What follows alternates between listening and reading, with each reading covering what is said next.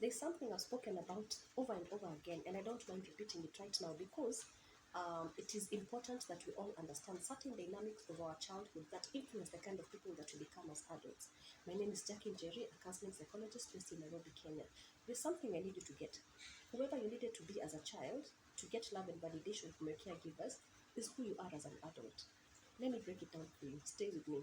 If you needed to be the people pleaser, if you needed to be the rescuer, if you needed to be the savior, if you needed to be the comic one, if you needed to be the parentified child, if you needed to be the clown of the family, this is exactly who you are as an adult. If you needed to um, put your boundaries on the side and put other people's needs first because that is the only way you got love and validation, this is the kind of person that you are as an adult. Now, when you get into a relationship, because you have no idea what your values are, you don't know what you like, you don't know what you dislike, you don't know your preferences, you do not know your beliefs, you don't even have a concrete idea of what your values are. You don't even understand your boundaries. You don't even know whether you have boundaries in the first place. And when you do, they are so permeable, like, they're not solid. So when you get into a relationship, you don't know your needs, so you don't even know how to fulfill them. And somehow you'll expect your partner to do the mind reading for you so they can fulfill your needs. I'm here to let you know that self-awareness is a very important key into having a good relationship with yourself and with other people, because often we also focus so much on relationship dynamics with other people, we forget our intra-personal relationship, how I relate with myself, how do I respond to myself, how do I speak to myself, how do I keep promises to myself, how do I put my boundaries in place, and how do I uphold them.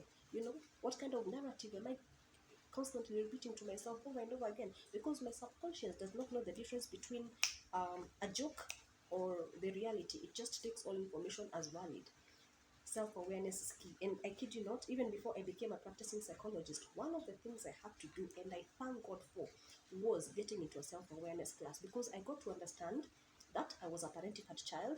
Now this is something I will expound as time goes by, because now I'm in the era of being vulnerable and getting people to understand me, and not being just as a practicing psychologist, but who am I as a person, because besides being a psychologist, I have a story. Oh, not story, I have stories. I have stories for days, so let's keep it here for that. So I got to actually embrace the fact that I was a parentified child, that I was not allowed to enjoy my childhood, and there was a lot of trauma involved in my upbringing. So again, I had to resolve all that trauma and unlearn all that narrative that I had been exposed to, because for me that was the normal, that is what I operated with. So self-awareness is key. People, as you look for your therapist, as you sign up for therapy sessions, I think it's high time I mention this. It's okay for you to ask your therapist whether they have been through the self-awareness class, because they can only help you the far they have helped themselves. And I'm speaking for myself as well. So feel free with your therapist, because you are going to have a working relationship. They are going to be in your world, and they're going to hear the most intimate details about yourself, probably things that you've never shared with anyone else. So it's okay for you to understand. Have they been through the self-awareness journey? And where are they at it at that? Where are they with it as it is presently as we speak? Yes, let me know what you think. Thank you for being here. Bye-bye.